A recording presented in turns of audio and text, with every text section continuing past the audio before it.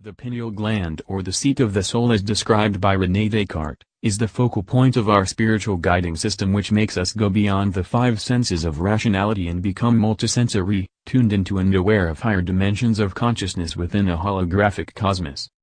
The pineal gland, located in the center of the brain, is about a quarter of an inch in size, reddish-gray, and weighs about 1/10 of a gram. Unlike other parts of the brain which come in pairs, the pineal gland is singular.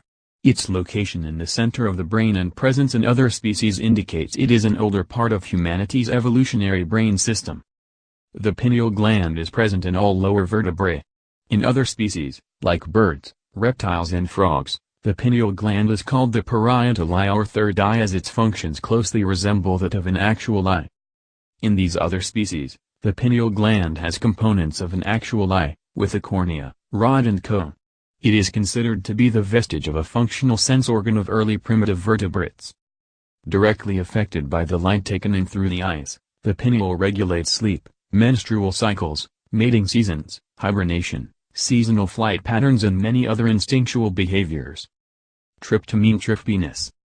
Psychedelic researcher Dr. Rick Strassman has explained how the pineal gland is quite active in synthesizing compounds related to serotonin, an important neurotransmitter in the brain. Neurotransmitters are the chemical messengers allowing communication among individual nerve cells. Most typical psychedelic drugs, such as LSD, mescaline, psilocybin, and DMT are active in brain sites which are also affected by serotonin. In addition, most of these drugs are similar in their chemical structure to serotonin.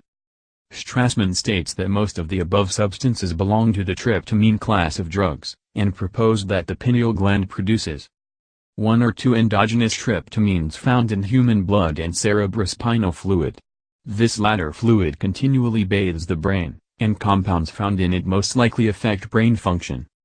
Strassman also explains how psychedelic drugs, meditational states, spontaneous near-death experiences and other phenomena which may induce stereotypic death, rebirth and paradisal, hellish states act via the pineal gland. Liddell points to the universal mystic vision of God as an all-consuming white light, and postulates that on a physiological level, this experience is produced from chemical reactions in the pineal gland which is extremely light-sensitive. Light, the eyes and the third eye or pineal gland form a triad which directly controls and regulates normal or altered consciousness and many bodily functions. These three factors are also directly related to, or implicated in, mystical states and the psychedelic experience. Visions of white light are not only associated with mysticism and psychedelic explorations, but are also a prevalent image recorded by those who experience the near-death state. A reason for this recurring theme in near-death states may be found with Dr. Strassman, who suggests that after death, as the pineal gland shuts down, some of the chemical present in it may turn into psychedelic drugs. According to Dr. Strassman, the pineal gland may not only play an important role in death, but also in birth, possibly even in rebirth. The pineal gland first becomes visible in the human fetus at the same time as does the clear differentiation of the fetus into female or male gender. The time for both of these events is 49 days, the period of time that, according to several Buddhist texts, the life force of a deceased individual coalesces around its next corporeal existence.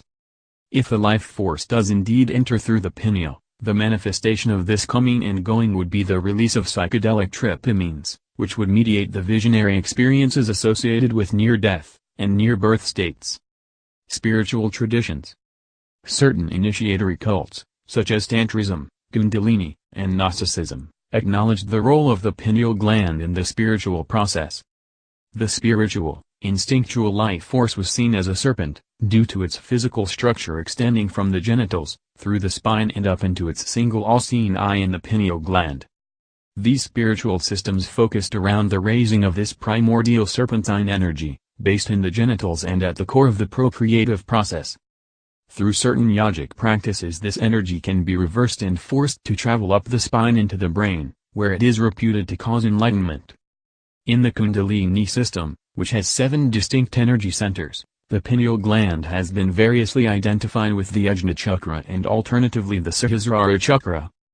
Both pre-Christian Mithraic and 2nd century Gnostic texts also distinctly refer to the pineal gland in relation to 7 distinct energy centers and this serpentine energy. Not surprisingly, a common experience of those who have successfully raised their kundalini is the vision of all-consuming white light. More importantly, the devotee who successfully raises the kundalini experiences a radical switch in consciousness, obliterating the sense of individuation, and enters nirvana. Another potential reference to this curious little gland may occur at the end of the New Testament book of Revelation, where we find that the elect will know God intimately, his name will be in their foreheads, which is where the pineal deeply lies. Noting the gland's strong connection with light, the rest of the passage is interesting. There will be no more night, they will not need the light of a lamp or the light of the sun, for the Lord God will give them light. Likewise in the Kabbalistic tradition, the primordial archetypical man, Adam Kadmon, shines forth with a light from his forehead that was rich in complex patterns and linguistic symbols. Similar imagery occurs in the Persian tradition of the light-like sacred fluid, the vivifying and spermatic Svirna. Ahura Mazda is preeminently the possessor of Svirna, but this flame also springs from the forehead of Mithra and like a solar light emanates from the heads of sovereigns. This mind light from the forehead is also identical with the third eye of Shiva, which when opened in the individual burns away the concept of ego-bound consciousness, and when opened collectively has the potential to burn away the ties and fetters of the old world order. Perhaps if enough modern psychonauts achieve the pineal experience we can push this new frame of mind onto the rest of ego-bound humanity. Here at the turning of the millennia, in the apocalyptic year of 1999, never has the potential for the state of mind which has been the goal of yogic sages, and psychedelic voyagers alike been so possible to attain for humanity as a whole. Hello.